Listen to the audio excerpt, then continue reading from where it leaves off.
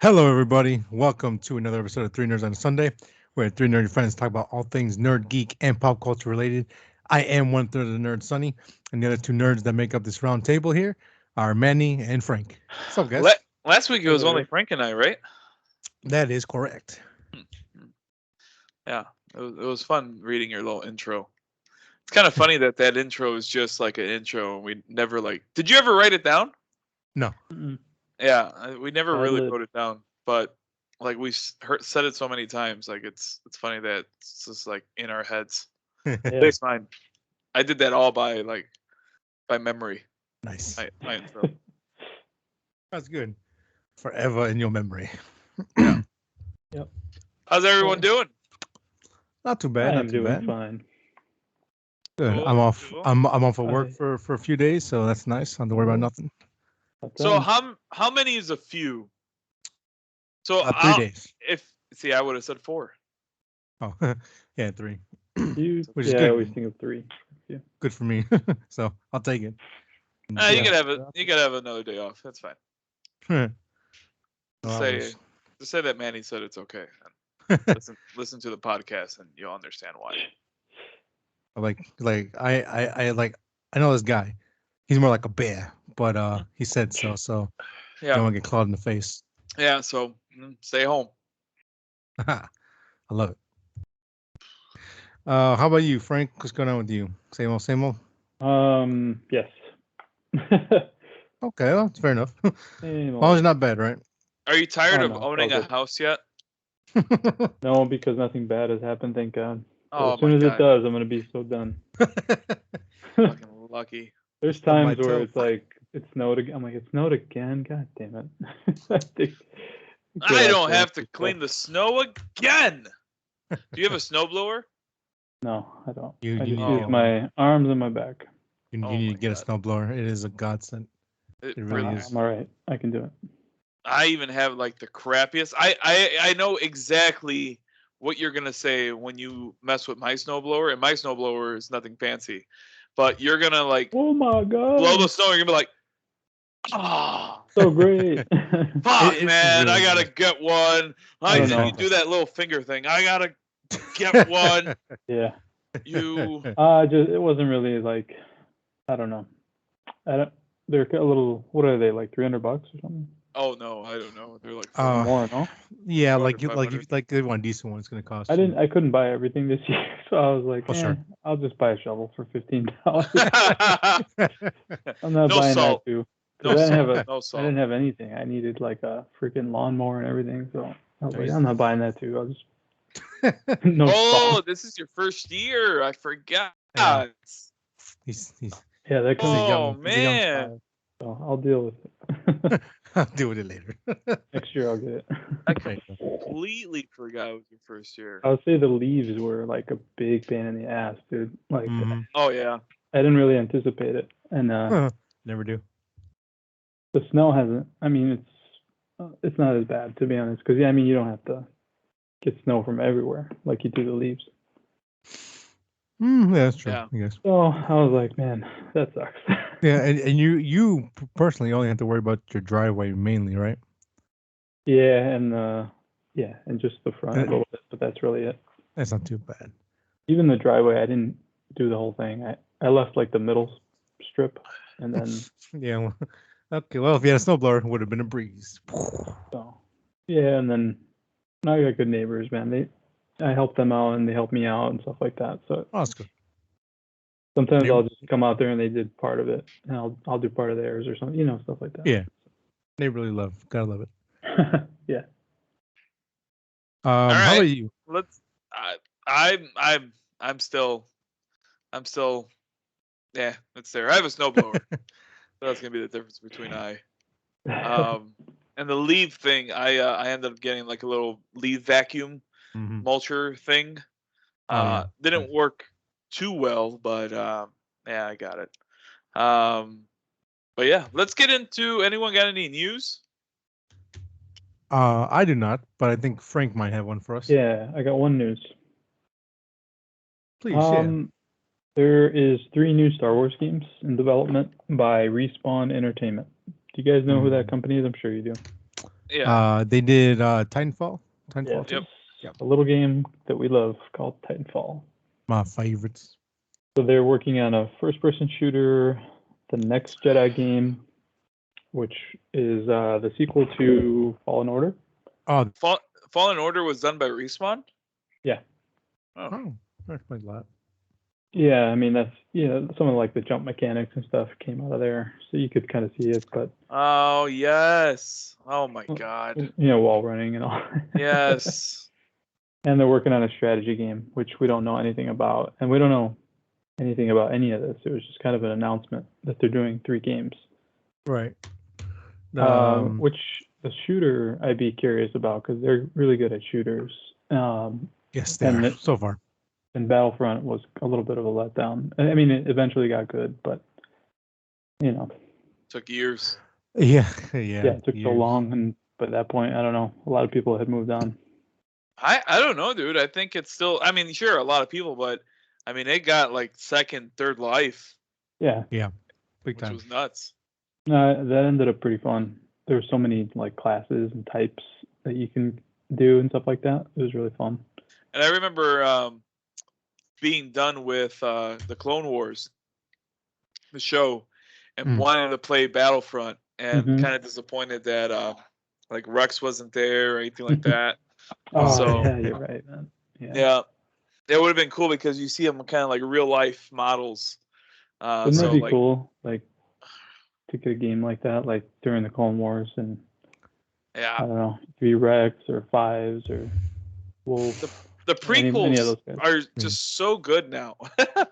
Maybe not good, but like they're better now. A lot better. Yeah, dude. I wasn't like a big bandwagon hater of that for like I don't know. There was a period where I was like a little bit let down by it, but for the most part, I was always happy with it. Like, isn't it crazy that those are Star Wars movies? Like, those are basically our Star Wars movies. Yeah. Yeah. I mean, that was. Yeah. I think I was like 12 when the first episode 1 came out. We're wee little lads. And yeah, because the other ones obviously weren't alive yet. So. Yeah. I've really grown to appreciate the first one, the first and third one. The second one, I had good parts, but it's hard for me to really get into Attack of the Clones, Clone Wars, really? Attack of the Clones. I like that one. Yeah. But one is still very special in my heart. Because again, I was a kid when it came out, so the pod racing scene is still great. Hated by a lot, but I love it. Even in New Hope, they talk about Beggar's Canyon. Like, that blew my mind. I didn't really realize that. They said that they talked about the Clone Wars. Yes, I love that reference. What? Well, quick question: was that like the new edition versions, or was it like one of the? Oh, I think the original. He mentioned originals. It's original, dude. It doesn't look dubbed or anything like that. Okay, cool. It's like Leia says that you helped my father during the Clone Wars. It's just like the quickest throwaway line. Could be. I think even Luke probably even said it, dude. It was so quick. Cool. And then the Beggar's Canyon one, they're on the Death Star, and I guess his old Tatooine buddies with him, and he's like, "Yeah, it's gonna be just like driving in Beggar's Canyon or something." I'm like, "What?" Doesn't he say like shooting womp rats and something like that, right? Shooting womp rats, which was what was in Boba Fett, right? Yeah, the little thing. Yeah. Creature.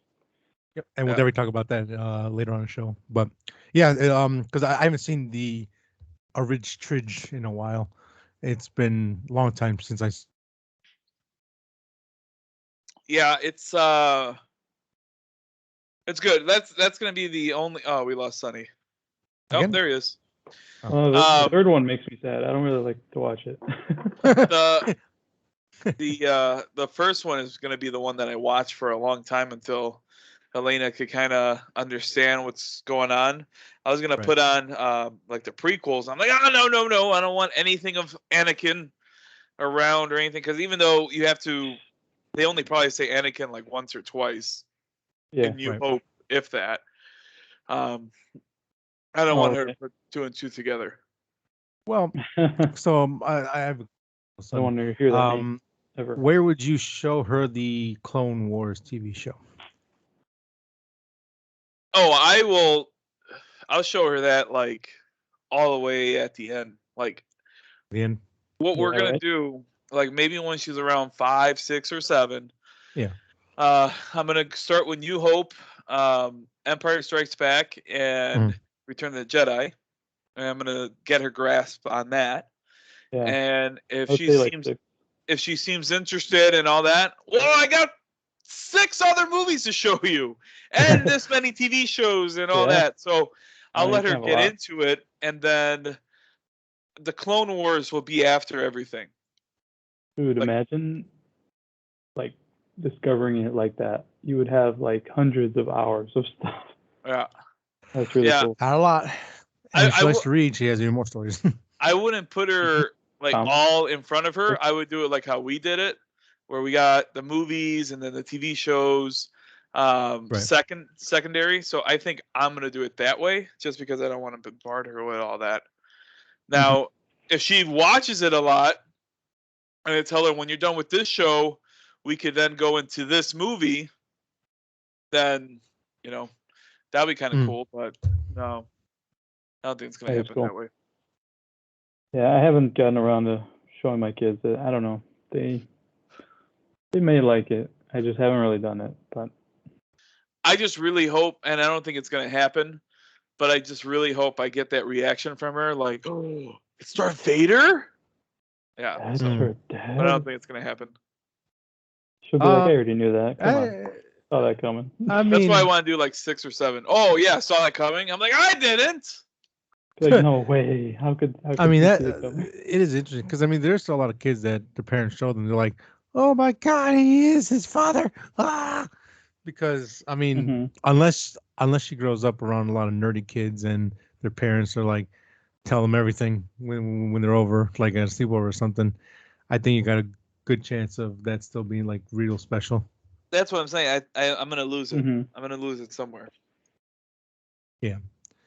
So it is an interesting game to deal with. when to show and how to show, because she can lose interest real fast if it's too early or maybe even too late. But hopefully Star Wars can be what it was again. Just in general, like a consistent flow of good shit. I'm looking at you, new movies. But to go back to the article real quick, the strategy game has me probably most intrigued out of those 3 options, just because I love Risk and I love strategy games. I probably will never have time or the desire to play games like I used to. So the shooter sounds fun, but if I can pick it up like a couple years later on sale for like $25 on like Christmas or something, I probably won't pick it up unless it's mind-blowingly amazing. That strategy one has me intrigued. Yeah, I don't know. I love strategy games, but man, it just never like reaches what I want it to reach for me.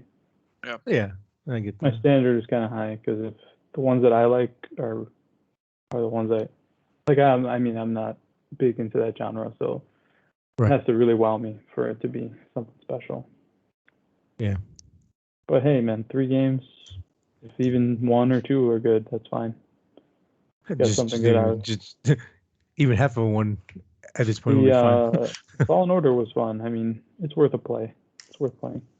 Yeah, I don't think it was like all that everyone said it was, but no. For a Star Wars film, it was good, or game. Yeah. I think people were just happy to have something that was good and decent for once. So like, this is amazing. Yep. So it was kind of surprising. Well, kind of not, because I trust that studio. Do you think they chose that actor because they could easily bring him into this whole universe now? That was pretty long ago, though. I don't know if they were. That wasn't long. That wasn't pretty long ago. Yes, it was. No, I'm sorry. Yes, it was. It was before. That was like right after Clone Wars. Like, yeah, it's like the Bad Batch probably has a better chance It would be at quite showing him. Mm, a big bet. Maybe it was a factor because they knew if they ever wanted to or needed to, they could. You know what I mean? Yeah. And they were like, "Oh, that's a plus for us," you know. right.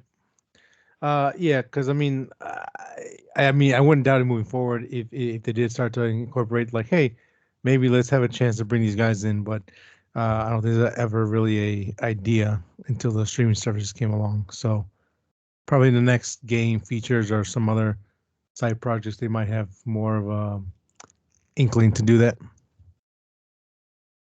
Sure. So Maybe. time will tell, because at the end of the day, money talks. It sure does. Do we have any other news besides the Respawn news, or? I don't. Not me.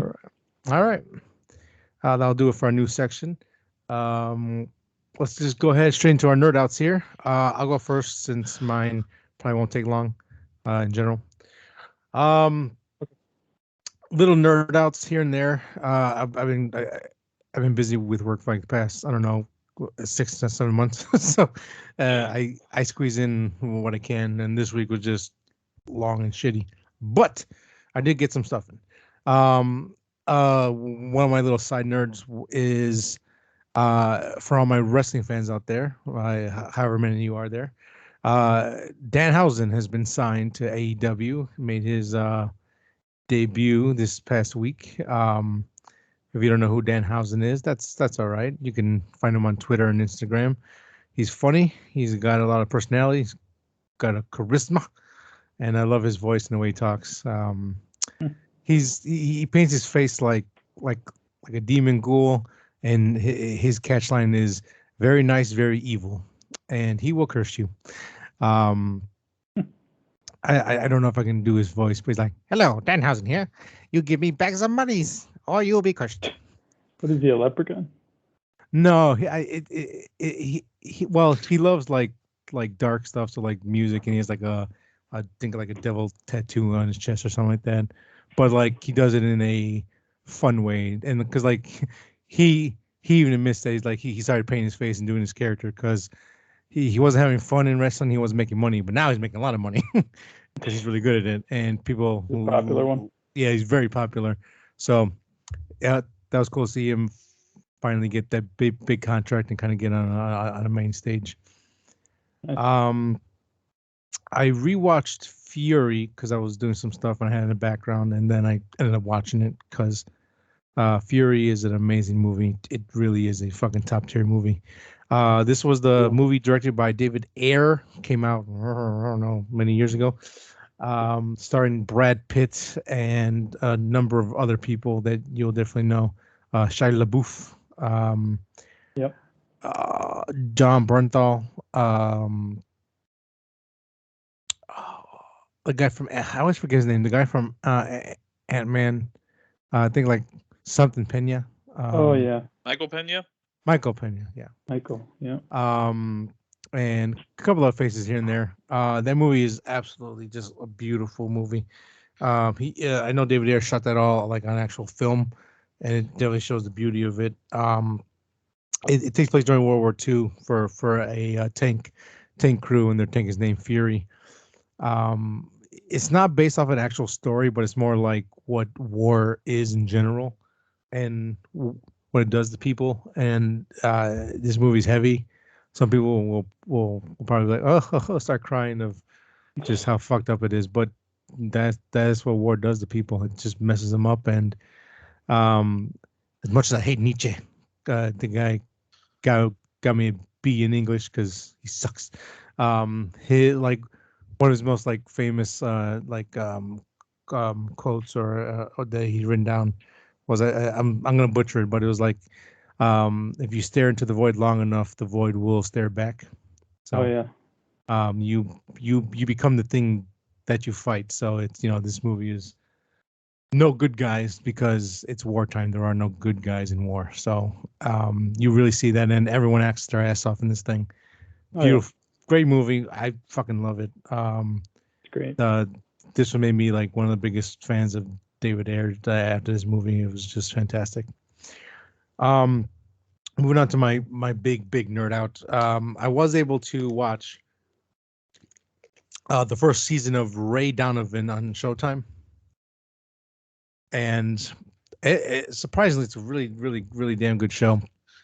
It starts off slow. The first couple of episodes are just like routine, kind of paint by numbers what he does. So Ray Donovan is from, I believe, from South Boston, and he moves to California with his family, and he's like a cleaner for like celebrity and famous people. So whenever they have issues or problems, he fixes it. There's a dead girl in their room. He knows how to fix it. A lot of PR stuff, and just like have like a bunch of dirt on people. So he's like, hey, if you run this story, I will ruin your life, type of stuff. And it's pretty cool actually. And then we kind of get into the family drama and why he hates Boston and why he hates his father, who just got out of prison and is trying to weasel his way back into his and his family's life. And it gets heavy, man. It really does get heavy. I think the show came out like 2012, 2013, 7 seasons in a Showtime movie, but so I don't know if it's all right to spoil things, but it deals with like the Catholic Church and the priest like raping kids and like having and these guys having to deal with the fallout of that and dealing with their father, who's frankly a piece of shit. Even though he's very charming, can weasel his way into people's lives. Eventually, he always shows his true colors. And to me, the first season was fantastic. Again, it starts off slow, but it starts to build, and it builds very well because they keep throwing these little like caveats and these little Easter eggs, not Easter eggs, but like little things to like get you hooked for like the next episode, and then they keep building on that and building on it. And the weirdest thing was that the end, the final episode, episode 11, it felt so official, like that was the end. Like it was supposed to be like a mini series, just 11 episodes, and that's it. And then I'm like, oh shit, there's like 6 seasons more. I don't know where this goes from here, and I don't know if it's gonna be good. But that first season it just felt so tight, and I won't say everything was answered, but at least it gave you closure for a lot of stuff, and it just felt like they weren't sure if they were gonna get a season 2, so they had to like wrap it up really well. But yeah, no, man. I've heard this about the show for a long time now. People have always talked about it. I don't know how it's regarded overall, especially during the golden era of television and all that stuff where the show would fall. But I think season 1 is really good. Got a little bit of everything, a little bit of action here and there. You got a lot of drama, a lot of cool guy moments in there. Just Ray Donovan being awesome, but Ray Donovan is also I don't want to say 3-dimensional character because he is kind of one note for most of it, but you see he doesn't like what he does, but he's good at it, and it pays for his family to not get in trouble. He's like, hey, I do all this dirt, so you guys don't have to live the way I lived, and all that kind of stuff. Like he's a good guy in heart, but he just does bad things, and he's definitely not afraid to do bad things at all. Like he will do it, no problem. But don't get me wrong. But but he doesn't like necessarily like it. You're saying? Correct, yeah. And then what I really like Ray and Ray Donovan, the character, and kind of identify with a little bit is that he's in charge of the family because he has to be. Is because no one else could step up and handle the problems of the family, like his family, and then his wife and kids, and then his 3 brothers. And then having dealing with his dad and just feeling like no one appreciates what he does and understands why he does it, because again, and there's a lot of drama with him and his dad. And he's like, why are you guys letting this man back in your life when you know what he did to all of us? He fucked us all up. He's like, oh, he's not a bad guy. He's like, fuck, whatever. Okay, screw you. It just really, it really is interesting, the family dynamic, the way they work, and how we actually get to conclusion. And then when we kind of when they finally tell us what the father did and the history of all the kids, it's like, damn, that just No wonder you're all fucked up in the head. it's crazy. I wouldn't put it like dialogue wise. I wouldn't say as good as like Breaking Bad or anything like that, but it is really good in dialogue. Characters overall pretty strong. Um, yeah, man, it was good. I was very surprised because, like I said, the first couple episodes, I was like, I'll put in the background while I'm doing some stuff, but I don't think I'm gonna get into it. It's not really catching me. But about halfway through the third episode or something like that, I was like, I'm intrigued. I'll keep going, and then, damn, you got me again. Let's go 5.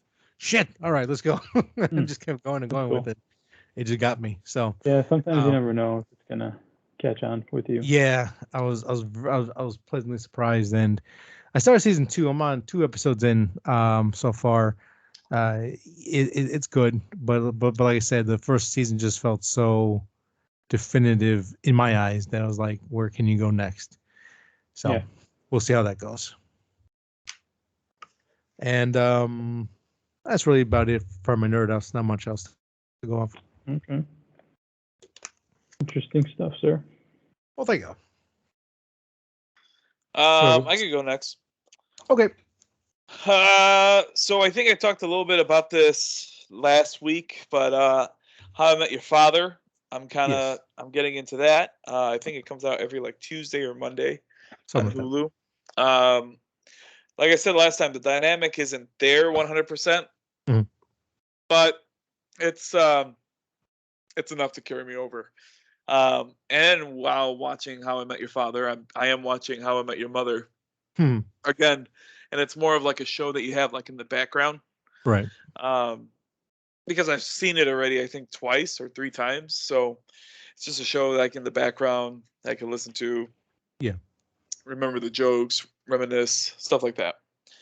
And then, do you guys have a show that you only watch when you eat?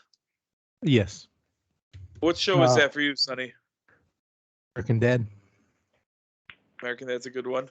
You don't have one, Frank? No, I don't.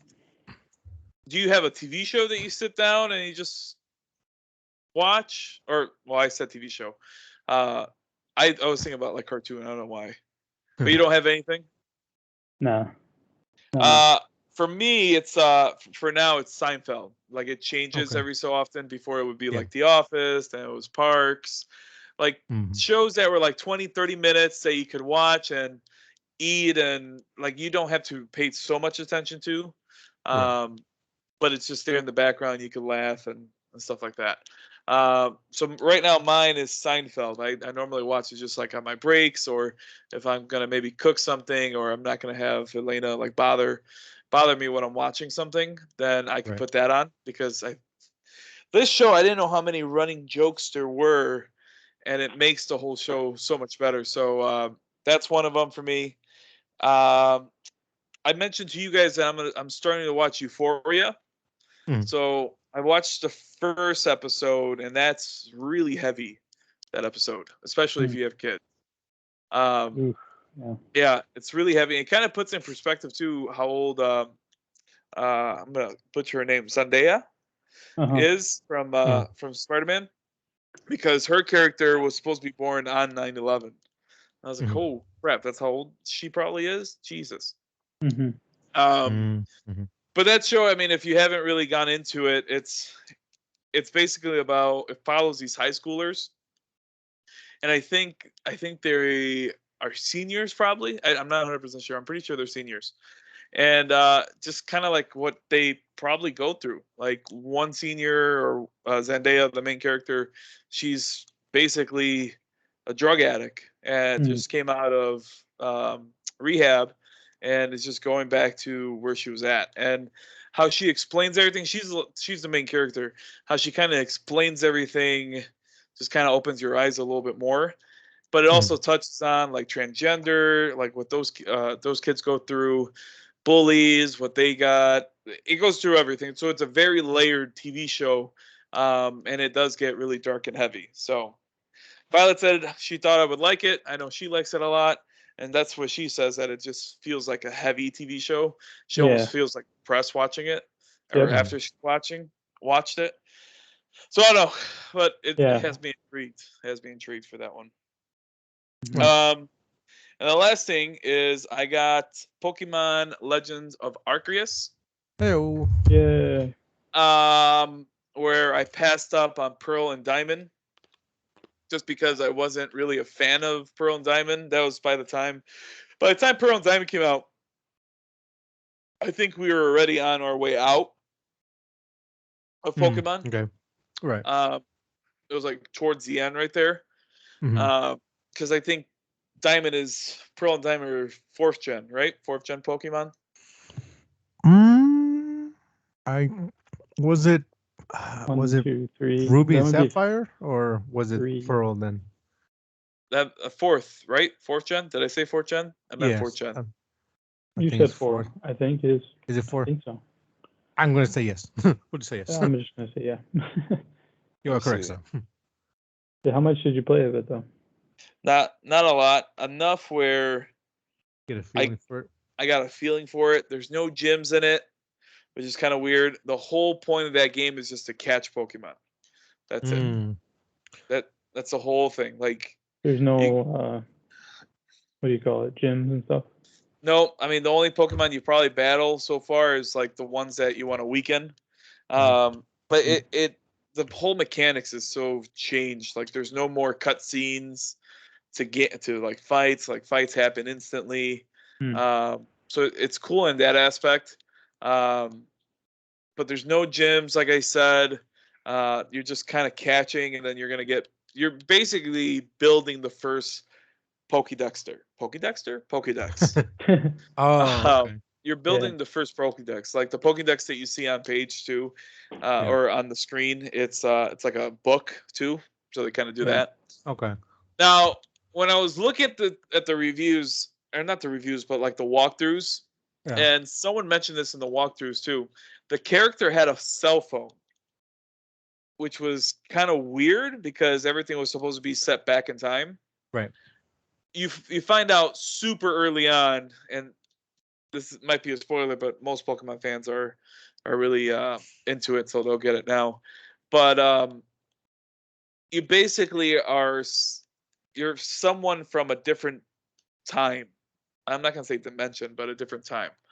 And Arceus, the main Pokemon, is like the god Pokemon. Yeah. So I guess he created everything, or it created everything. Oh shit, I didn't know that. Yeah. Yeah. It gets So pretty deep. yeah, it got super deep, and it feels kind of deep. So you're in this region. I think the Hishu region, which later becomes the Shinnon. I'm horrible at this. Yeah. That's all right. The Shinnon region, which is the region in Pokemon Pearl and Diamond. So Oh, okay. it's kind of weird that those all came out like around the same time. Like, are you trying to get us to get the other ones to play this Right. one? Right. Yeah. So yeah, I mean, so far it's good. It's different. Is it worth $60? Probably, because it's Pokemon. I'm not getting too much out of it yet. I will say that the reviews were highly good for this game, and that's what ultimately made me buy it. Do you battle anyone or no? Yeah, I mean, I think people can battle, but in this world, Pokemon and humans aren't really friends yet. Like, they just know of each other, and some people have Pokemon that they've trained and all that. Others don't, and are even afraid of the Pokemon. So it's you're seeing like the beginning of probably the transition into where Pokemon help for everyday kind of stuff. Yeah. Not too many people have Pokemon, like I said, as like partners. Right. Stuff. There's no Pokedex. People don't even battle Pokemon really. Is there a lot of new creatures, or is it? I don't think it's any new creatures. The only thing that they kind of did on this one is that they kind of did some redesigns. So like Growlithe has more of a Japanese dog. Okay. That kind of dog. Like yours, or? No, man, it's a certain kind of dog that's shown on like old Japanese art. Hmm. The man. More of a mythical look. The or Fuji what? Yes. Oh, okay. Yes. Oh, really? Yeah. So Oh, that's kinda, Growlithe looks like that. And we Huh. don't know how Arcanine looks either. Oh, that's cool. That's interesting. Yeah. It's kind of disappointing though that there are no new ones. Well, I'm I okay mean, with it. yeah. I'm okay with it. As long as like the good classics get in there, I'm You're fine with allowing it them for to the be most part. lazy by being okay with all this. Well, I I'd mean, rather have a good game. Yeah. I mean, the reason why I'm okay with it because I played Sun and Moon, and there was like way too many new Pokemon in there. I played Sword and Shield, and Yeah. too many Pokemon in there that I really didn't connect with. right. Like they were cool, but I'm like, oh, is this what? I don't even know how to say this name, kind Yeah. of thing. And then like Oh, yeah. the Ultra Beast, like that was always stupid to me for Sun and Moon. So I'm Mhm. okay with not having new ones. I don't even know what I want from a game anymore. I know, right? Pokemon game because there's not even any talking in it still. Yeah, It's I all know. I just heard that. text still. I was kind of annoyed by that. Yeah. So Yeah. I mean, I don't know. It's definitely is and not the Breath of the Wild Zelda game in the form of Pokemon. yeah. It is and it isn't. Like Yeah. it's open area, but there's nothing to do in that open area. Right. In some parts, the frame rate just skips super bad. Like it almost looks like stop motion. I heard in one Oh from my one god. reviewer in one review. That's not good. So I mean, yeah, it should have been better, I think. Sure. But I'm still gonna have fun with it, and so far I am having Yeah. fun. Yeah.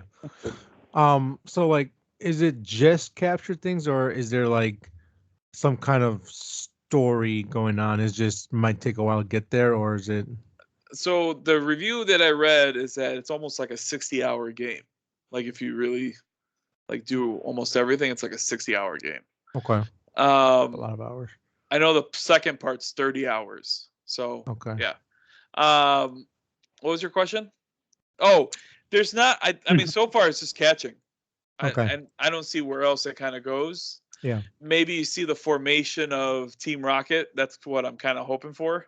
Giovanni. Or stuff like that. But no, we're not gonna get Giovanni. Well, This no, is I way mean too back. not in this game, but like, But like Giovanni's like great I would love to like, grandpa or something like that. I would love to see him come back eventually if So they want there's to kind of different stick to this there's different teams. idea. There's different teams in this. You're part of the Galaxy team. I'm like, Galaxy team? That's kind of weird. Oh, wasn't that for like black and white or something like that? Maybe. I don't know. No. I don't know. There's a diamond team, there's a pearl team. I'm like, that's kind of funny. But we're Galaxy, so I'm like, oh, maybe we're Team Rocket, or I don't know. Okay. That's interesting. I don't think it's going to be that smart though. I mean, it's hard to say. I remember from the stories I remember, black and white was pretty deep with. I mean, like the world imploded on itself. They had to put it all back together, and other stuff. And then like, I think Sun and Moon is when it kind of started to be a little more lax. And then Sword and Shield was a very basic story. They kind of went backwards with storytelling, but there was a time where they were kind of ambitious with their stories. I don't know how ambitious they are anymore, but they're just kind of cashing it in. But I don't know. I would definitely love to get more lore stuff because there's a lot of out there, but I would love to be in game form. I can actually play it and see it. I hate to freaking say this, but I think this is going to be just a step, kind of like what Let's Go Pikachu was. Right. Like it was like, oh, can we do this? Yeah, we can. And then what came out? Sword and Shield came out. Yeah. And that was basically like Let's Go Pikachu, right? Mm-hmm. And now this came out. See, if this was, in my opinion, I think, if this was set in like gold and silver time, yeah, like back then before Ho-Oh burned down the tower and all that, that would have been freaking cool. Where the dogs came out and all that. Mm-hmm. So I'm almost thinking, since this is kind of like a time traveler kind of guy, he goes to Sword and Shield next, or I'm sorry, Gold and Silver next. with that, and it's kind of like the same aspect of it, where you got to catch Pokemon and all. It's weird that they skipped Gold and Silver. Like completely, a lot. Like completely. Why did did a lot. do that? They got to be doing something for it. They have to. I mean, I think besides the first Red and Blue, I think a lot of people hold Silver and Gold in high regards. 100%. Even nowadays, like it's still like one of the best games that they put out. I think it went from Gold all the way to Sword and Shield. I didn't play anything until Sword and Shield. It was Ruby Sapphire for me. Was the last one that I played before I got back into Pokemon. Ruby Sapphire is the last one that I fully remember. Yeah, because the green one with I forgot that dragon, that legendary dragon, whatever. That, like spotted looking one, like the Mexican, old school Mexican dragon. Mm-hmm. Like that one's kind of the last one, but that was also just Red and Ruby and Sapphire together. Yeah, that was Emerald, I think. Emerald, yes. Crystal was Gold and Silver, and that was awesome. Awesome. That was good. So many good memories with Silver, dude. Silver and Gold. So many freaking good memories. Yeah, fantastic game. I was thinking about the first game, or no, Blue. When I bought Blue, it was like $14, I think. Hey, what the hell did you get that? I don't think it was ever that cheap. Oh, I think so, man. You might have had it on a deal price or something. $14.99, I think. It was less than $20. That's what I remember. Maybe so. I think those were like $30. For real? Yeah, I think those games were like about 30. They were not cheap. How much was Pokemon Blue? To the Google. We shall have your answer in a jiffy. Maybe sooner. We'll see. No, you're fucking $30. Okay. No, I remember what I did. I stole $14 worth of quarters from my dad, and then I had like another 15 or 16 in cash. Nice. I was a little kid. I don't know how old I was. I was like, I don't know. I did that, and then I got in trouble for stealing all the quarters. So I was like, I had to have this game. I had to steal. You don't understand. It was a must. You were spoiled, dude. Did they make you like return the game? Somehow, I don't know. Maybe they grounded me for a while, you know. Like, but you still got to keep the game. Yeah. They're like, you can't play for a week or something. That's funny. What? I should have been in more trouble, I think. Really should have been. Well, but that's it for me. So and I'm trying not to buy an OLED Switch. I'm really trying not to buy one. They need something with more horsepower so they can play. Sonny, you need a Switch? Nope. I got the Sword and Shield one right here. Ah, god damn it! I forgot you had that. Yeah. God damn it. Anyway, mine has a hairline crack on it. Jesus. Oh, hey, hi. How you doing? Yeah. Need a new one? Yeah, I think he does. Or a Switch too. Yeah. Yeah. Nice try. Well, it's definitely showing its age, man, with the frame rate stuff, because I hear that all the time. Yeah. The games are just low resolution and low frame rate. Yeah. Nintendo needs to get some horsepower. It can only do what it can do. I think, what is it, like 5 years old already? Switch? Shit, it might be. Yeah, I think so. Jesus. Being old. That should just, time needs to slow down or something. Or we need to like make up a new thing that makes time go slow. Yes, I think so. But I'm done with my nerd out. All right. Franklin, you are up. All right, I've been watching a lot of the shows where we're only getting like an episode a week. Okay. So I caught up with Gemstones this week. Nice. Oh, yeah. That was funny. Definitely. It was funny. Yeah, man, having a great time week to week. Goggins was back, so I was happy to see him. Yes. And Excellent. yeah, I mean, I don't want to talk too much on it just because I think people are still watching it and it's only week to week. I mean, But you can go a little bit into it, but you don't you don't give spoilers or anything major. Just like kind of talk about it if you want. seems like there's a lot of plot threads at once happening, and I'm not sure. Well, I guess I am sure what they're getting at. Mm-hmm. It's like the balance of powers shifting and stuff. Right. But the kids are definitely getting a lot more bold. Oh. I mean, shit, dude. Like they're like openly attacking the old man and stuff like that. God, I hate him It's so much, hilarious. but I love him. Oh my god, it's really funny. But yeah, so it's good. And then last week I was talking about Archive 81, Oh, okay. which is still really high on the Netflix charts. I heard about that. Yeah. And James Wan is a producer. And it is a good show. It is kind of slow though, and it's to me it's drawn out. It's like one of those shows where it's like I didn't need a 10-hour series on this. Like Oh, I could have done just half. long. Yeah, it's just too damn long. Yeah. Because I think I'm like on this episode 7 or 8, but it took up until like 5 to really Get you start there. understanding stuff. Yeah. So before that, you kind of have to make it there. But I mean, there is some good elements and stuff, and I think it's worth a watch. It's just you have to be prepared that it's kind of slow and it's kind of a lot because it's just dense, I guess, as far as how much talking and stuff and events. I was intrigued because I've seen a couple people on Instagram talk about it. What is the general gist of that show? There is a fire that has ruined a lot of lives.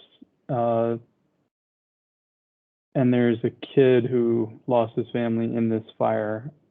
It was like a big apartment complex. Okay. A lot of lives were lost.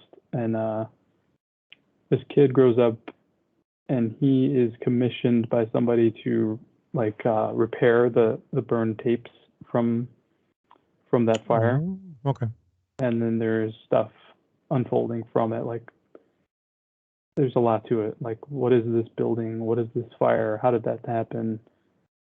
He meets someone, or not meets, but like he the subject of the tapes is a main part of it because he's watching the tapes as he's repairing them. And then whoever hired him, like, what's that all about? What's this all about? There's a lot of mystery. It is good. I mean, I'm liking it and stuff, but it's just so drawn out for me, so it's kind of hurting it in that respect. But no, it is pretty good though. I'm a little surprised how high it is on the charts though.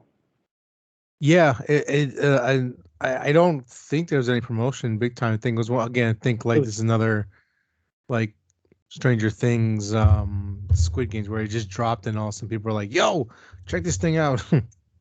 Yeah, it kind of soared up the charts. I thought I thought it would not have a wide enough appeal, to be honest with you. Like I thought it would have its fans and stuff, but I didn't think it would be like a number one trending kind of show. Yeah. But I mean, it is worth a watch. You just have to be in the mood for the slowness and stuff like that. But there's some good stuff in there though. And I'm probably not selling it that well, but that's just kind of. No, I mean the beginnings of the synopsis you gave. I'm very. Oh, it's interesting. Intrigued. Yeah, there's a mystery there. That's pretty cool. I do There's like more a good to it. I'm trying to be vague. mystery.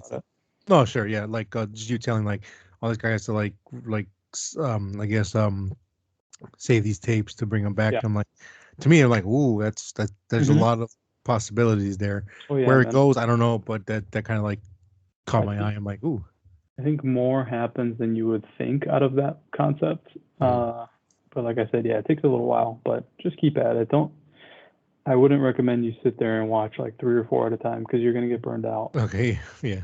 Like maybe do 1 or 2 and then a couple days later, a couple more, stuff like that.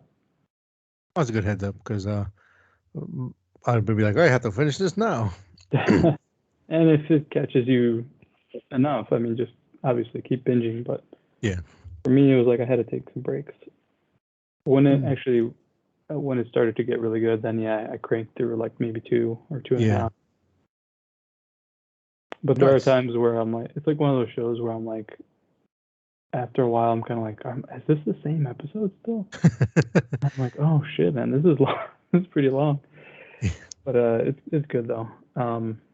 The actors and everything are good. I think that everybody does a great job. I don't think there's anyone that's super well known, at least not to me. But yeah, I mean, I'm happy with the show. It's pretty good. And then today, a new show on Prime came out called Vox Machina. Vox Machina. Yes, and is by the Critical Role people. If you know anything about that, I know some of you do. Oh maybe, yeah. not sure. But it reminded me of Invincible, the way it's geared to adults. So it has great voice acting. The animation is actually really good. You get the fantasy stuff. Like if you like fantasy, you will be happy as far as those elements, but it still brings a lot of comedy and fun outside of that.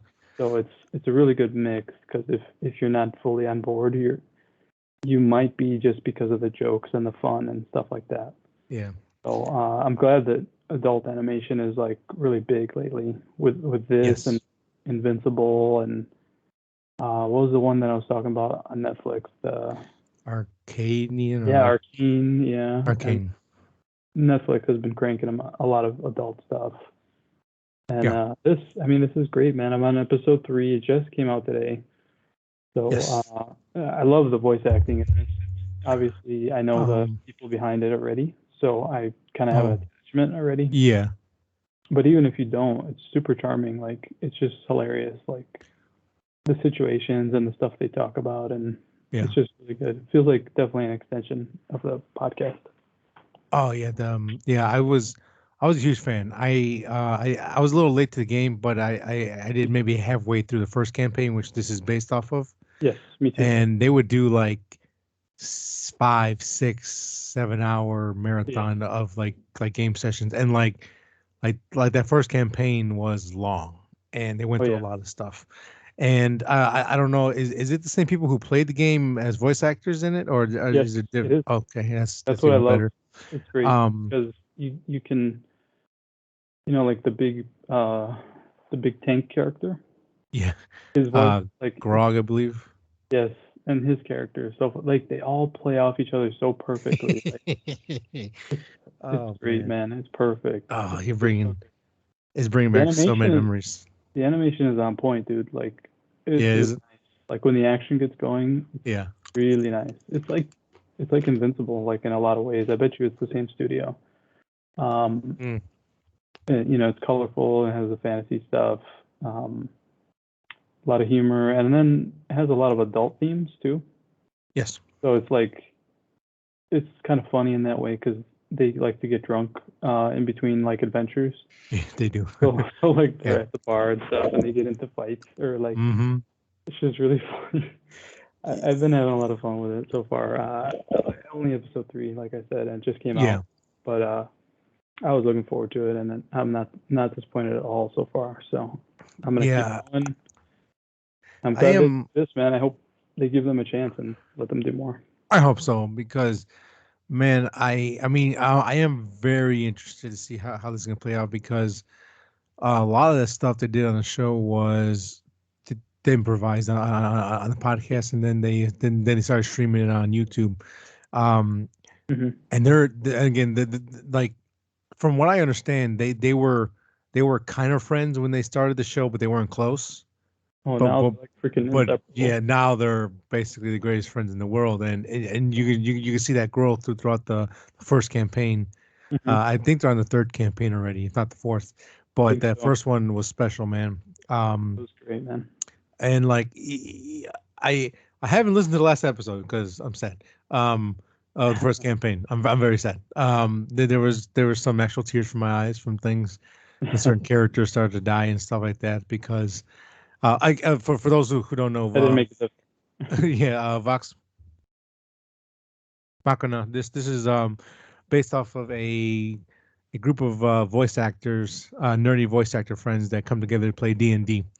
And they are really good at what they do, and they're really good at ad-libbing, and you really do fall in love with those characters.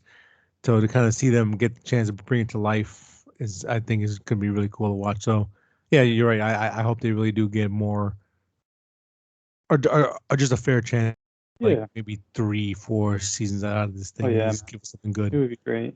And even if they let them do like campaign style, like they do in real life, like if they said, okay, we're done with the fantasy part, let's do like, I think they did in real life move on to like sci-fi, or maybe not, I don't know, but if they gave them a chance to bounce around and do more stuff, because I mean, it's really good. I'm liking it. Yeah, sounds awesome. I gotta watch it. And actually, there's only 3 episodes available right now, so I'm guessing they're gonna push them out once a week. But it's a lighthearted thing, and it's really fun and everything. At times, it feels a little bit improvised, but obviously, like the charm of the podcast was how talented they were to come up with stuff right just on the fly. So yes, that was a really cool element, that they would just, somebody would say something and then they would just go on a tangent and make something really funny out of it, like between each other. Oh, I don't know if you ever got this far, but there's this one episode where the characters were like, you know what, let's go to the beach because we're just tired of fighting things in the face. One of the funniest things I've ever listened to in my life. That was hilarious. Yeah, it was genius. I didn't get that far. No, I was got like fantastic. 20 episodes maybe in. I wanted to go more, but it's just it's a big time commitment, and it's definitely worth it. But I just didn't have the time. I don't know if Sonny's cutting in and out. I'm not sure. Still there, Manny? Yeah, I'm still here. I would check it out too, Manny. I know you liked Invincible. This is just, it's good as far as it's really fun and funny and adult and stuff. Nice. Like you'll see right away the first scene, you're gonna be like, oh, like you're gonna be like, no, not this, or you're gonna be like, I don't know if I want to do this. And then like the second scene, you're gonna be like, oh, okay, yep, I'm down. Kind of like Invincible, because I remember the first scene, I was like, oh no, this is gonna be like some stereotypical crap. And then something happened, and I was like, holy shit, I'm so down for the show. So that was another great show. But yeah, I'm having a great time on this. So who knows? Maybe I'll go back and finish that campaign. But I have one last thing. It's a Game Pass game. It is the new Warhammer game called Battle Sector, and it is a tactics game. Ooh. And so ever since Final Fantasy Tactics and StarCraft, I love stuff like this. So this is a turn-based strategy in the Warhammer universe, and as far as I could tell, it only follows the Blood Angel Marines. Really? I think so. I'm really early into it. I only played like 5 missions. Okay. But you get a lot of different types of them. You get like the heavy ones, and you get the light ones, you get the ones with jetpacks, and you go on these little missions. And it's a little more fast-paced than most strategy games. You can like fast forward the enemy turn, and you can you get like a lot of action points, so you can move around a lot and you can fight a lot. Yeah. So you definitely get a lot of action. And the sound design and the locations are all pretty cool. So far, yeah, enjoying it. I mean, it's part of Game Pass, so that for me that's a bonus, of course. Oh yeah. But outside of that, I'm not really sure how much it costs. I wouldn't say that it's worth full price or anything. Okay. But $20, I would definitely pick it up if you like tactic games. I am intrigued, sir. You have raised my excitement level again for something, so that's good. I'm like, damn it, try and get me to spend more money. Yeah, but yeah, definitely get it on sale though. Oh yeah, sure. It's, I love it's like sales. yeah, it's like here and there and play a few missions, but it's not like anything super amazing. But it's Right. fun. So is it like one of those games where like if you have a niche, you can like for like a strategy game or something like that, just kind of pop this in for a few missions, have fun. Yeah, Okay, yeah, you could do that. Yeah, it's real quick, like maybe 20 minutes per mission or something. that's not terrible. Yeah, so you could throw it down real quick and just do that. And a lot of different difficulties. I didn't put it too high because I just didn't feel like dealing with that. I just want to Yeah, mess around. But yeah, not bad. cool. Yeah, a That was busy it week. for me. That's good. Yeah. Tight, tight, tight, tight, tight. Um, I think that's it for Nerd House then, unless we have anything else to add real quick or anything. Oh, not me. Then I believe we are good with the Nerd Outs. So you know what it is, guys. It's time again. We talk about some spoiler talks for the newest episode of the Boba the Fett, which is the book of Boba the Fett. We'll give you a couple seconds here to sign off. If you're gonna jump off because you haven't watched it yet, you want to catch up, you can pause us, listen to us later, or just join us next week. We talk about some more nerd outs, maybe some news. Definitely we talk about Boba Fett. Um, but with that being said, guys, thank you for listening. You can find us on Facebook, Instagram, Spotify, YouTube, Apple Podcasts, everywhere. Just search Three Nerds on a Sunday. It's just, well, yeah, it's a perfect name. It fits everywhere. So we'll just give a couple more seconds just in case if maybe you're cleaning the kitchen, you got to run over here to pause it. But yes, Sounds like you're again, talking from experience. well, yes, sometimes like, oh shit, Like, no, wait, pause. don't start talking. Don't No. start spoiling it. But I think that's enough time. If you tripped and fell, sorry, here we go, spoilers. So let's talk about Mandalorian season 3. Shit, I'm sorry. Boba Fett episode what, 5? 5. Episode 5, The Return of the Mandalorian. Good title. So right off the bat, guys, did you like it? Did you love it? Were you indifferent? When you read the title, did you think you were gonna get that much Mando? No. No, Yeah, I thought like the first opening scene and then that's it. Like the rest would be link up with Boba. I didn't think it was gonna be a filler episode for Boba Fett. Yeah. Yeah. It's weird because like it feels like they took the opportunity to set up season 3 already instead of having to, I guess, have a filler first episode. Be like, hey, you've already seen the first episode of season 3. You kind of know what happens after season 2, and here you go. Well, yeah. So, I mean, so as an episode, just an episode, I thought it was fantastic. It looked gorgeous. The pacing was a little off after I think after he gets kicked out of his little cult there. But then it picks up again and gets better. But overall, it's very very tight episode. I guess we can go beat for beat and just kind of talk about some parts that we really liked about it, and maybe kind of talk about stuff we didn't. Right off the bat, we start off with him in the silhouette of Mandalorian behind some plastic sleeves thing. I don't know what they're called. Curtains. He's like at a butcher shop with these like dog alien looking things. Crazy alien wolf motherfuckers. Comes walking through. He's there on a job, and he kind of gets some shenanigans, and of course we get a pretty badass fight scene. And wouldn't you know, he has the dark saber with him, and he starts to use it. I almost forgot that he had it. It was so awesome. Yeah, it was that. This was a great scene, man. And again, I'll bring this up when I talk about my grievances with Boba Fett in general, but he cuts a man in half, or a dog alien man in half. I mean, just like it's clear as day. It's not. There's no implication. He cuts that guy in half. Oh yeah, and it's beautiful scene. I love it. It was awesome to see. Cool. And then obviously they didn't show this part, but he chops off the man's head, puts it in the bag, because he warned him he can bring him in. He can bring him hot or bring him cold, or warm. Bring him Warm or warm, cold. bringing him cold.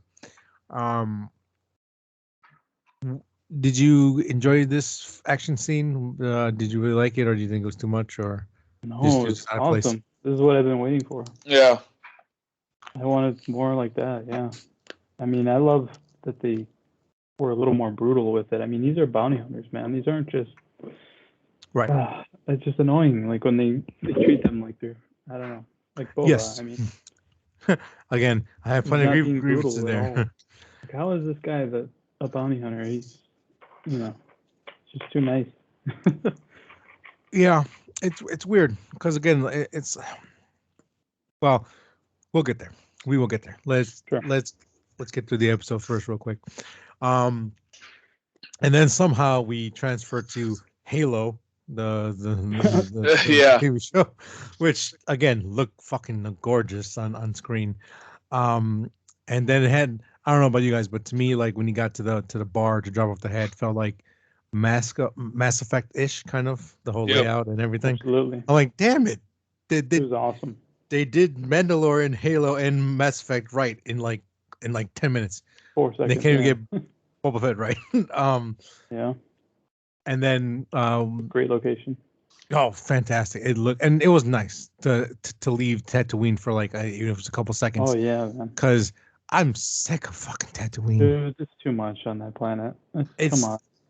No place is that damn important. Everything happens through Tatooine eventually. It's somehow. Like the LA of fucking Star Wars or something.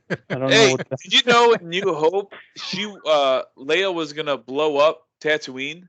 Oh like, man. They were asking like where the rebel base was, and she was like, Tatooine. and Tarkin was like, okay, yeah, all right. Like anything could fucking live on Tatooine. You're lying. Yeah. Dude, but if he believed her, like Tatooine would have been blown up. And I'm like, holy crap! They just like did another layer for me. Yeah, that's. I kind of wish she would have said. They would have said, "Okay, blow that bitch up." Yeah. It's just too much there, man. But anyways, too much. And sometimes there's too many coincidences where it's like. It's a lot of coincidences. You know what I mean? Yeah. Where it makes everything seem small because it's like, oh yeah, this guy knows that guy. And, yeah. Place is right there, and yeah. Yeah, and like I get it. That's part of what makes Tatooine. Tatooine is it's that place where people grow up but they never leave, and so I get it.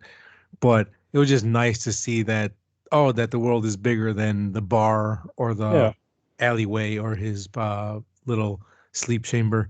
It was there's a beautiful halo in space that is awesome to watch, and you know it's like and like in the their bar is a lot cooler than the one over there. Yeah, it was like a nice, refreshing location. Yeah, and then where they chose to have their hangout, the armorist. One of those is correct. Even their little section that they have like their own bat cave underneath the halo, which was awesome. Cool. Like just a cool scene, like just having the stars and space in the background the whole time. Great. And the way she's just kind of meditating there, and yes, it's just really cool. Yeah, I'm like, damn, this chick is bad. I love her. She's one of the best. She's great, and she's so like she's just like the way she talks, like craziest cult leader ever. She is, man. She's down. Yeah, 100%. What I really like about it though, that they were able to even do the flashbacks right. They did that. They were able to get some more history on like Mandalore without making it sound forced, I guess, and boring. It was like it just made sense. Or like saying, like regurgitating information for no reason and stuff like that. Yeah, because Mando doesn't know about Bo-Katan. He doesn't know the history of lightsaber. So she's like, well, let me tell you, since you have it in your hands. Yeah. And it all made sense. And it's, I don't want to say it fixes a loophole or whatever, but it explained, like, in their eyes, how Bo-Katan having the way she got the dark saber essentially put a curse on all of Mandalore. It was like Right. you have to win it in battle. If not, some bad stuff is going to go down. And if you remember the Night of 1,000 Tears, well, I told you. Yeah. That was a cool little thing where again, like it just builds more on their uh, ideological stances on like we're Mandalorian. This is the way we've been. I love that line where they're like, all this. It's not word for word, but like all this hype for the Empire, but they lasted 30 years. Mm-hmm. Mandalorians, we've been around for 10,000 years. Oh, that was awesome. I'm like, yeah, it's yeah. That was Yeah, kind of cool. it's very cool. Yeah, and it kind of helps to solidify why they're so cultish, because they're like deathly afraid of, if they don't do things a certain way, that they're gonna damn their whole race, and stuff like that. So it kind of pretty cool, pretty interesting. Yeah, which, but then again, also there's still a little loophole, because I believe even the Death Dealers, they took off their helmets sometimes on the moon of Mandor, Mandal, of Everyone took Mandalorian. off their helmet. Everyone took Actually, their they're heads the off. only ones who don't. Which what Bo was saying. And it's because they're an extremist. Yeah. So I'm because like I mean, again, I haven't seen the Clone Wars in a while, but weren't the Death Watch, weren't they on the moon during the episodes, but they took their helmets off? Yeah. Because that's where Mando got picked up from back when he was a child. And they were trained to not take the helmet off. So again, it's just one of those things where like I have to either read. But that was a different time too, because that was during. That wasn't during Empire. That was during the Galactic Republic. Right. Yeah. The Galactic Republic. And I guess that's a good thing, because like there's still some more history that needs to be filled in, and we can do that later in little spurts, but just giving us more kind of like okay, we got this piece and this piece, we're still missing this, but the picture's getting bigger. Sure. And it's cool. So that scene was awesome. I mean, just the visuals and the way the K2 units started like mowing down people after. Terminator was awesome. I loved it. Yeah, Terminator, and the probe droids like putting on their little spotlights and stuff. Yeah, I was like, that looks terrifying. That is what an event called the Night of 1,000 Tears would look like. It's those just K2s are kind of a pain in the ass too to take down. They're kind of tough.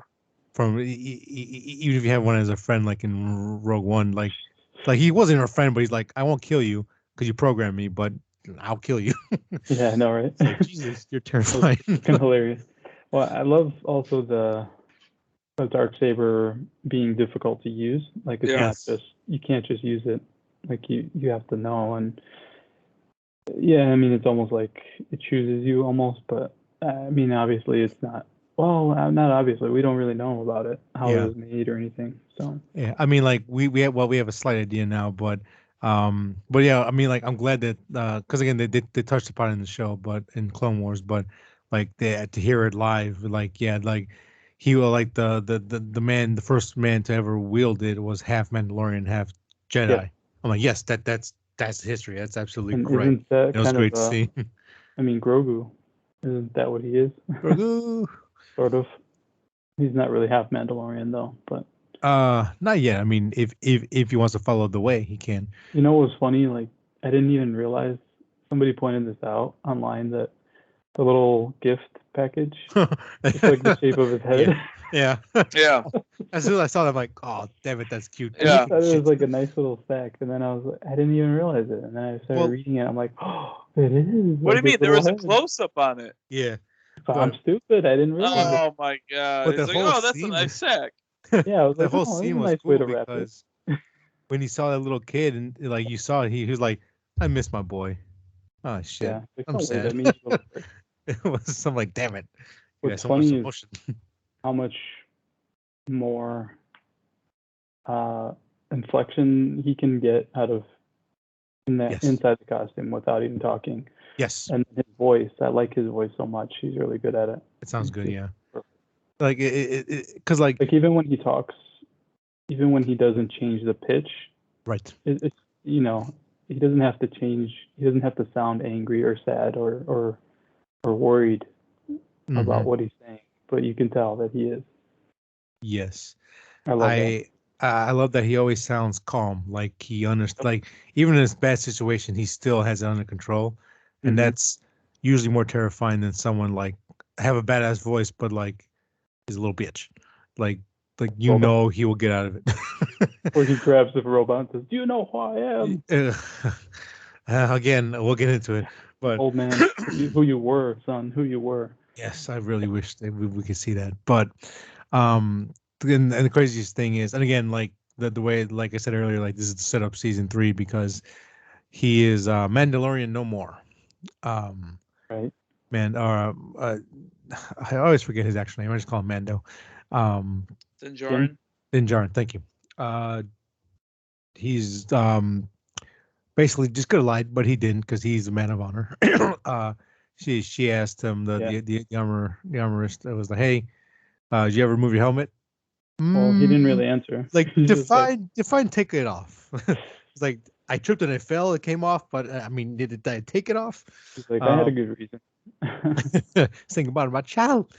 And that's gonna set up season 3 because I don't know if it's confirmed yet, but I believe that season 3 will take place or having to deal with Mandalore as a planet, and now gives him a reason to be there because he has to redeem himself to become Mandalorian once more. You know what's funny is that, like the way that Armor kind of, it seems like she's setting him up to. She's not outright like kicking him out the same way that Paz did. You know, the heavy. Yeah. The way he did it, he was more like, "You piece of scum! Like I never want to see you again. If I see you, I'll kill you." Yeah. And like the Armor was more like, "Well, there is a way you could redeem. I mean, you know, but you still got to get out of here." Yeah. No. Yeah. And again, this is the way. So you know, she's like, "Hey, there is a way, but I can't grant you that access back in. You got to go through this crazy. I'm assuming it's gonna be some kind of like drug trip thing. He has to go drink the water or something. I that part of the history of Mandalore I'm not sure of, but yeah, it was cool. And I know a lot of drug trips in Star Wars. Yeah. Like hey, Yoda sending there's a lot of into issues. the tree and Ray and shoving a lizard up your nose and go drug trip through the desert. He's like, instead of licking it, it licks your brain. Like that's disgusting. Yeah. Here we go.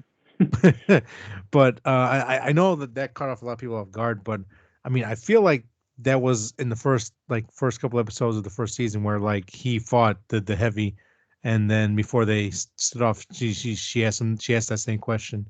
It's like, did you ever remove your helmet? I'm like, oh, okay. I'm pretty sure that was a callback to that scene. Oh, which just made sense because I think every time she sees him, she checks.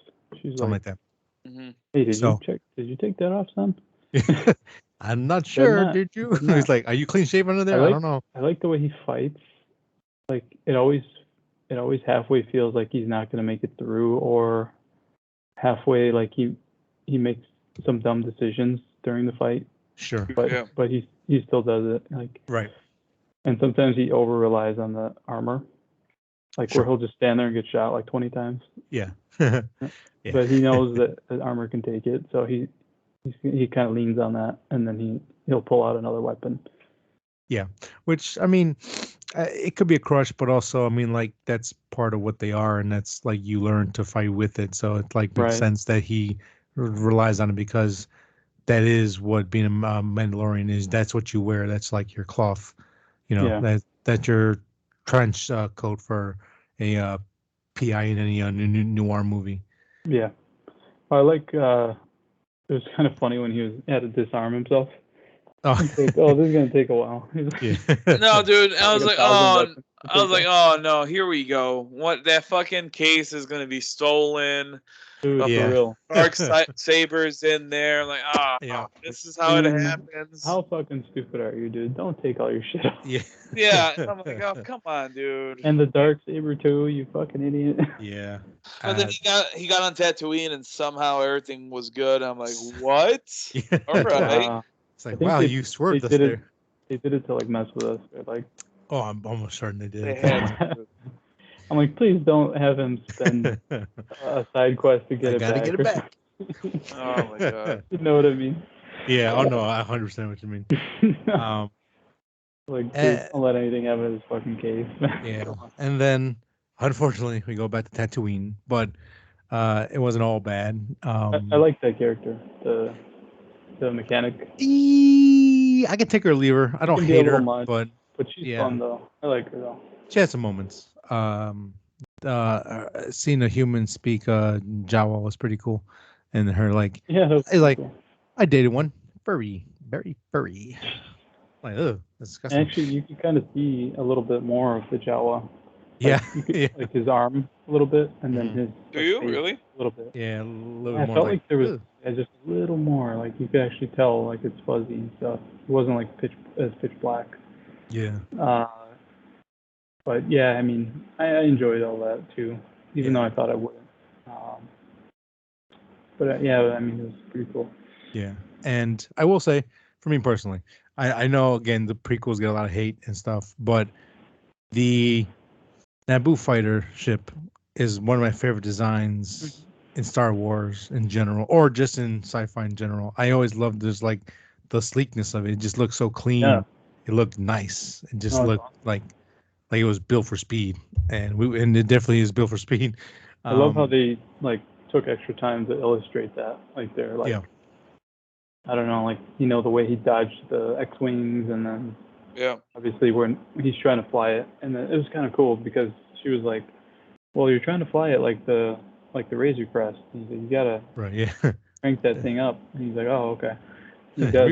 Holy crap! He's like, he's got a hot rod now. Yeah, that's awesome. I love that design. Actually, episode 1 has a ton of great designs, man. Like, they're good, yeah. I mean, the pod racers are all really cool. Every single one of them is cool. All the battle droids and so much stuff. It was really. Oh yeah, and like the underwater stuff. Even though the Gungans are kind of stupid, but the underwater stuff was really cool. Like all the sea life under there. Yeah, I mean, like it didn't. I think it was only in one scene, but like Darth Maul's like little bike cruiser thing he had. That was even badass too. And his little droids, and even Darth Maul's ship, which you don't see much of either. Right. But he's got a pretty badass ship. It was all really good designs. I was very surprised, but yeah. And then finally we get to the end of the episode where Finnick shows up. The mechanic lady supposedly was able to entrap her for a minute until Mando gets back, but Finnick, being the badass she is, gets out. Hey, what's up, Mando? Got a job for you. Cool. Like, hey, I thought you guys locked this place down. Yep, they did. Oh, and then also making Fallout New Order or Fallen Order more canon. They brought that robot style. I don't think it's the exact one. I think it is BD1. Is it? Think so? Exactly BD1. Okay. Well, like it's too. It could be. I think it is, dude. I think it is. What would be cool is like he shows up to visit Grogu and Cal's there. It'd be kind of cool. But I don't know if that matches up the timeline. Yeah, that's a problem. I think it does. Uh-oh. Whoa. Well, no. Well, yeah, I guess it could. Like a older version. Because Fallen Order takes place during the Empire reign, correct? Or towards the end, maybe, or middle? I think it's right when they took over. Yeah, because the Inquisitors were like still a thing. Yeah. I love those. I would like to see those in live action. Really? I want to see Sith Lords. I don't think Inquisitors are like the cheap Sith Lords. I like the ideas of the Inquisitor, but that spinning lightsaber just kind of like, it just looks silly. To me, it looks really silly. Just like, I'm Mary Poppins, y'all. Oh, well, yeah. Yeah, just like, oh. They got to tone that down a little bit. Yeah, that looks stupid. But again, like in concept, in theory, I like the Inquisitor, but yes, I want some Sith Lords. I want some badasses fighting other badasses with swords of light. Yeah. But Finnick it was cool to see the pod race track again. Yes. Yeah, that was very cool. Very nostalgic. That would For be what? too nostalgic. To see the pod race track when he was testing out the fighter. Yeah. Beggars And Canyon. then he gets back and she's like, "How was it?" The wizard. I was like, "Yes." Perfect response. Perfect response. So I had to search this because that was a weird line for me. Bryce Dallas Howard is apparently a really big fan of Robot Chicken. Okay. And that's a callback to an episode where like Darth Vader's choking someone. He goes, "Why no one says wizard anymore? I think I should bring it back, man." And then in the later episode, it's wizard. I'm bringing it back. Oh, that's funny, man. I didn't even know that about Robot Chicken. I know Robot Chicken definitely does. So good, dude. She's great, man. Man, she's good. She's just an ass kicker. Bryce Dallas Howard for the win. She's bringing honor to her family's name. After people got mad at her dad. I didn't mind that movie, to be honest with you. Which one? The Solo movie. I've made my feelings clear about it. It's not bad. Yeah, it's the good action, but it's unnecessary. Sure, yeah, definitely. But anyway, cool. And then at the end, Finnick offers him the job. Mando says, "Boba Fett needs me. It's on the house this time, but I have to go see a little friend of mine." Dun, dun, dun, dun. And then the credits roll. I hope. Yeah. How does that even work, though? Like, well, that's the thing. Like, I guess like, is that Luke is gonna be like, no, you can't be here, man. You can't be here. Or maybe you're dirty about her. Get out. That makes sense. Yeah. Well, and also, I'm kind of wondering, like, what's the? Oh, you know what's funny is she was saying that she drilled out the droid seat on his ship, but there's still a little spot there. Yeah. Yeah. So that's perfect for Grogu. Yeah, he's perfect. Even when he's fully grown, he's still not that big anyway. So, what do you think the armor is that he had made for him? It's like a little chainmail vest, probably. Probably, right? Yeah. I'm thinking so. Because I mean, when she melted it, she made these little links and stuff. Yeah. Dude, I was hoping for like a helmet. I was hoping for a little helmet. I'm like, oh, he's gonna get a Mando helmet. Oh, right. Well, I mean, she only used part of the spear. There's still a whole nother spear. Yeah, that's very true. And I like how she's like, she basically insinuated, yeah, you're gonna have to give me that spear. Yeah. Yeah. She's like, I'm asking nicely, but I won't ask nicely if you don't give it to me. Like so armed to the teeth, man. You got the freaking spear, the flame, the wire, the freaking dark saber, whispering whatever, the dark spring willows, pistol, a rifle, he's got a lot. The freaking backpack, man, it's insane. How much stuff? Yeah, but Boba Fett's got a Wookiee. Oh,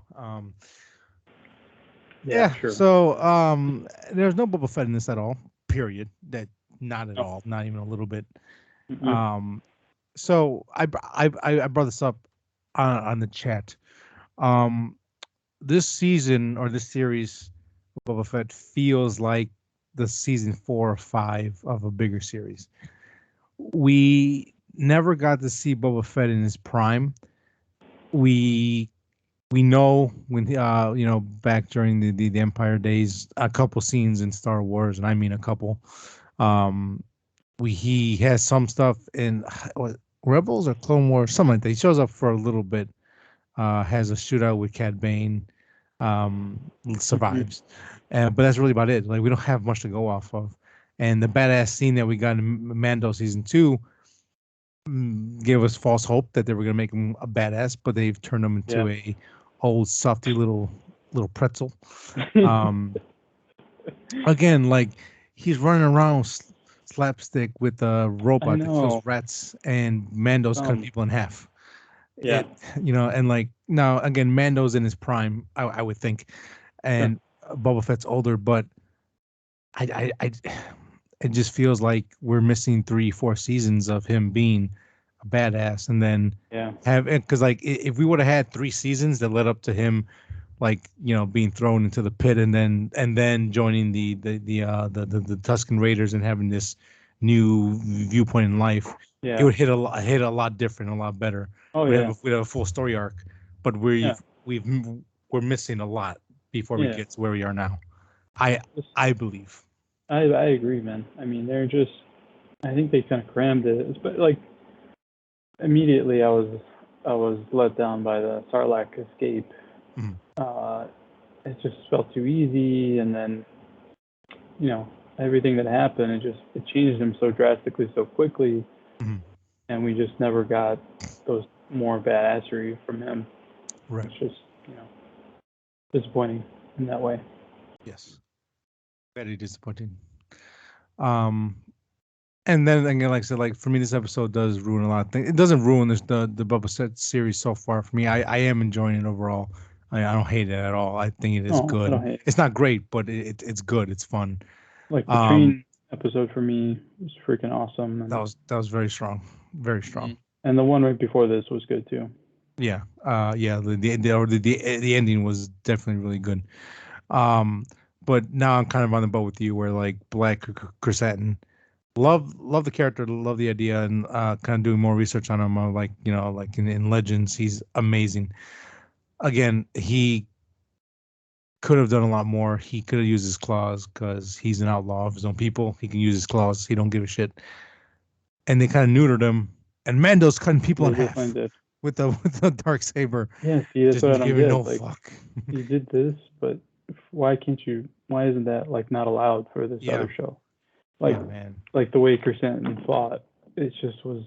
Yeah, it was so neutered. It was like, Yeah, why? and He's just throwing him like across yeah, the room, and like, just didn't feel yeah, right. and I mean like even in the bar scene in episode 4, like even that showed more of him being a badass than he was when he fought in Temple, where Yes. he throws him around, but he drips off his arm because Wookiees, when they're mad and they lose, they rip off arms. And I feel That's like just we what they should have do. got that before we got some other stuff. Like build him up a little more. Like, Yeah, I don't know. and I am with you in this one now, where like I think I was on board before, but when he just ran away like a little bitch, he's like, "You're Super free." Oh yeah, silly doop, cock. doop, doop, doop, and just runs Just away. dumb. Yeah, I was like, come I was on, like, man. damn, how do you messing this up so bad? Like, Yeah, again, like I'm enjoying it because like I know. Fennec and Chrysanthemum's awesome, and when they decide to finally do like the actual underground stuff, it is really good. Mm-hmm. But it's just this should have been easy, just knock out of a park home run. But Yeah, and there was so much anticipation. Like, I mean, that action scene that we got in Mando with Boba, it was so amazing. And then oh, when he yeah. sits on his throne, that was awesome teaser. Oh, I still want that on my wall. Yep. And then it's just like, damn it, come on, why is this being so dumb, though? Yeah, and I don't. And again, I'm going to do a comparison this episode and the whole series. It felt like they gave Bryce Dallas Howard an unlimited budget to do whatever she wanted, and Rodriguez, who again I love, either he told them I can do it for cheap, or they knew he can do it for cheap and gave him a less budget.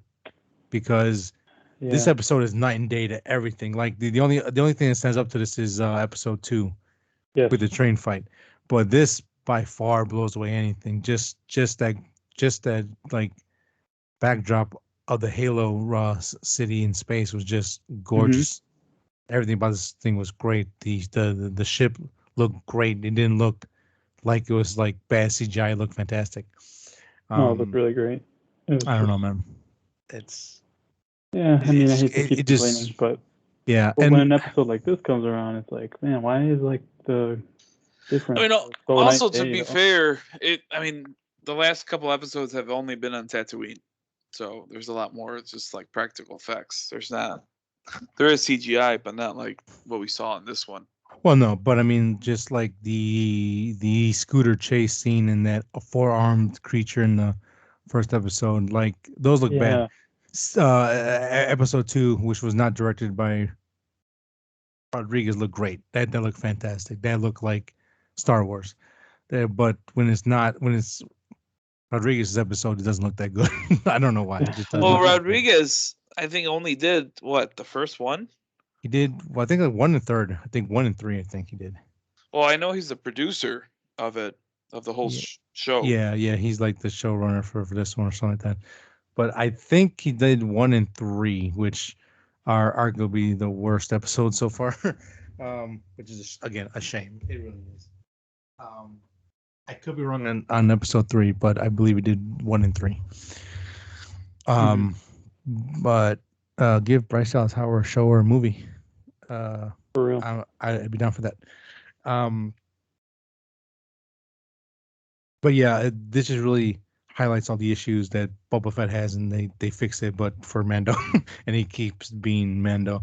Like, I guess the only advantage that Mando has is that he's a brand new character, and they were able to make him from scratch, and it felt organic and real. Boba, yes, we have a lot of expectations, but I think you could have fixed a lot of those with just adding some more scenes of him being a badass. That's it. I think him understanding that violence sometimes is the answer would have fixed a lot of issues in the show, and I think it would have been a lot more fun. It seems like he kind of went cold turkey pretty fast on being who he was. Very fast. I mean? Yeah, I mean, granted, I think it was, of course, a couple of years he was out there, but we don't really get that explanation. Get that impression. Like, it felt like weeks. Like, it didn't feel that long. Again, it feels like weeks, but I think if we work the timeline out, it's like a couple of years he was out there, kind of like hiding. I think his cuts and his acid is supposed to tell you how long he's been out there. That was like the time frame kind of thing. Yeah, because it did heal a little bit. Yeah. So, but yeah, I don't know. I guess some speculation from you guys. Where do you think episode 6 is going to start off with? Do we go back to Boba, or do we kind of finish off Mando stuff and then we get into Fett? I think we finish off Mando stuff. Yeah. Yeah. I don't think they have time for that. I think they're done with that for now. I think it's going to be a quick Boba. Well, I mean, Grogu and Luke aren't in danger. They're just training. So I think it's a quick visit, and then he probably gets rejected or something. Who knows? And then they go back to Boba Fett. Yeah, that's likely. Or maybe he's not there or something. I don't know. Yeah, but at the same time, well, that could just be the beginning of episode or season 3, and then they could just flash forward. Like, oh man, that was a crazy battle over there. Now back to regularly scheduled program. I don't think they'll do all that. I think there's a reason why Mando has that that ship. What could happen too? I was just thinking about it now. They don't show anything.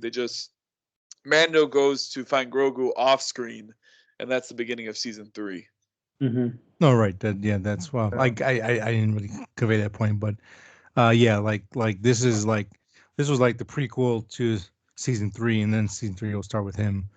Like Mando doesn't even help out Boba, and then Boba loses his power, and then that's when it snaps, and he becomes Boba Fett again. How funny! He just dips on him. He's like, "Fuck that! I gotta go find my kid." Yeah. Oh shit, that's funny. I mean, he's got a pretty stacked group going into this, so. Yeah. I mean, I think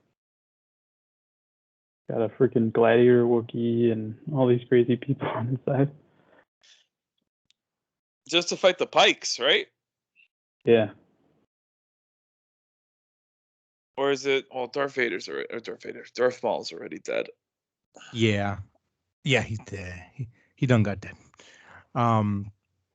But again, like the Pikes could be working for somebody else, different organization, or in cahoots with what is it, the Black Sun, or is it someone else, or who's the other big group? Are you thinking about there's something Black Sun or something like that, but they haven't really been mentioned, or they haven't mentioned yet. They haven't been popular for a while. Oh. Pikes, yeah. I mean, that was always Clone Wars heavy and stuff like that. I think the first time we saw him in real life was Solo, right? Yeah. In the mines. Yeah, the spice mines. Yeah, and then this is the first time we see them without the mask. I think so. Yeah. Yeah, that's right. So, yeah, I don't know. I mean, obviously, we have to have some kind of fight. So I don't think they're quite done building the team yet. Maybe they are. Maybe we just need a Mando. That's all we need. Maybe he tries to recruit Bo. But hey, listen, we fought together real quick. You want to come over here? Who knows? I don't know what they're gonna do with the last 2 episodes. Again, especially after having Mando just completely run episode 5. There's a lot to cram in the last 2 episodes. I hope wonder why they did that, man. Man, yeah, just it's weird that they did that. It's very weird. And I mean, I'm hoping that this isn't the end. I'm hoping that we'll get a surprise. Season 2 is coming. You know, we knew we were always going to do more, but I don't know. I would hate for it to hit on a cliffhanger and then never get anything out of it. But if we can get at least another season, I think that would really help the series. But a lot's got to happen in the next 2 episodes, and if they pull that bullshit of making episode 6 like 30 minutes or 29 minutes, I'm gonna be pissed. Oh my god, they better not do some shit like that. 8 hours. Yeah, yeah. So, I mean, I think the last 2 have to be. I think the last episode has to be like an hour and a half, just to make it feel a chance. Because I mean, they cut off an entire episode.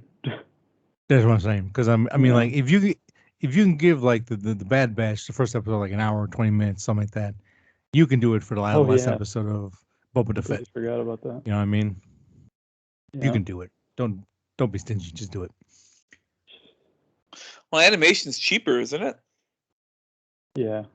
Is it? Well, I guess the way way you can do more. The Americans do it, I guess. The Americans, yeah, because it's not anime. Because anime is expensive. It's like 15-20 million per episode, if not more. What? Yeah, it's a lot. It's a lot. I don't think 10 million, dude. That's what Game of Thrones costs. There's a reason why the anime need to sell toys and books like in the first episode or like the first season. Otherwise, they don't get picked up. It costs a lot. I mean, now I was talking with a friend. It could be like 8 million, 12 million, 10 million, something like that per episode, but like it's not cheap. If that's true, that's 100,000 to 300,000 per episode. Well, yeah. You might have been thinking per season or something. Maybe per season, but I don't know because I don't know. Yeah, because I gotta ask because Game of Thrones cost 10. Not even 10 million an episode. Wasn't it 7 million or something, or like the battle scene was like 7 million or something? Well, I'd ask again because my friend he actually he went to Japan, pitched his show, and they told him how much it was gonna be. He's like, nope, can't do that. I can't afford that. I'll see you guys later. Game of Thrones was 10 million per episode. Sure. Oh, to the Googles now. To the Googs. I'm just curious. I want to see what like Attack on Titan costs or whatever. Just pick a random show. Attack on Titan. My fat fingers will work with me. Titan episode. Attack on Titan. Yeah, I mean that's not going to be costs. The average budget per season of Attack on Titan's 5 million is at least $5 million per season. What anime costs per 150 or higher? Okay, so maybe he was wrong, or maybe he was thinking of like a very specific show. But 10 million. Can you imagine? We get an anime that's 10 million. No, it's too much. There's no way. For a cartoon? No way. Sir, no it way. is. It is art, sir, not a cartoon. How dare you? Cartoon. It's like the figures like collector toys. They wouldn't. 10 million. Can you just imagine what that could possibly buy you? Like at that point, Brody? They're like, no, we're not going to make this. We're going to make a movie. Mm-hmm. You're giving us how much? Oh, man, dude. 10. Yeah, no. Anyway, are we good? I think we're good, unless you have any last comments, questions, or concerns for the Boba the Fett. Oh, not really. I just hope they wrap it up nicely. Yeah, I don't know where they're going. Yeah, I know. I'm along for the ride. We are in your hands. Whoever We're gonna is get gonna finish this off. Oba. We're gonna get Obi-Wan pretty soon too. Oh yeah, Kenobi. It's called Obi Kenobi. Obi Kenobi. Obi Kenobi, season 1. Obi-Wan Kenobi. I'm not excited for that one. Oh, I am. Darth Maul is still alive in that world. I hope Vader just became Vader. We're gonna get probably young Luke. Yeah, I'm excited. You might even be able to sneak in a little Han Solo in there. There's a lot of stuff you could do, dude. A lot of stuff. But I don't know. They do a good job. That's all. Just making good, but I don't know. Yeah, I don't know. It just doesn't appeal to me. The Hutts are gonna be around. Or not, but Jabba the Hutt is gonna be around. Yeah, but it's gonna take place in Tatooine again. I'm tired of this place. No, I'm tired of this place. I'm not, because Tatooine is there's a lot of action that goes there. Too much. It's just not the action we want to see. I mean, just any other location would be fine. I'll even go back to the underworld, the water place. No, I wouldn't go there. I'll go there. Mario World. Sure, there too. Just take me somewhere different. Like I don't want to see him sitting there. You can get Andor. I'll take Andor. I'll take whatever. I'll take the snow planet. Hoth. I'll take Hoth. That's fine. Andor. Hoth would be good. I mean, like again, like they'll probably do something really good with it, but like my excitement is, I just imagine him sitting there by campfire. Yes, I'm watching this boy grow old and being creepy. No, there's more to it. Being creepy. Nah, I'm sure there's stuff he went through. All right, are we getting him back? I don't know. Maybe. No, I don't think we are. So you guys all know where to find us. 3 Nerds. Oh, he's back. Hi. Yeah, you want to tell them where they can find us? Sure. So we can cut this off. They can find us on Instagram and Facebook, 3 Nerds on a Sunday. The video portion of the podcast, we're on YouTube. If you want to listen to us in the audio form, we're on Spotify. Audio form. Oh, I don't know where he was going with that. Audio form on Spotify and wherever you love listening to your podcasts. If that's Apple Podcast, that's cool. If that's Spotify, that's even cooler, I guess. But yeah, guys, thanks for listening. Frank, you want to say anything? No. You might get frozen. All right, guys. See you next week. All right, guys. Keep listening. Thanks for listening. Thanks for listening.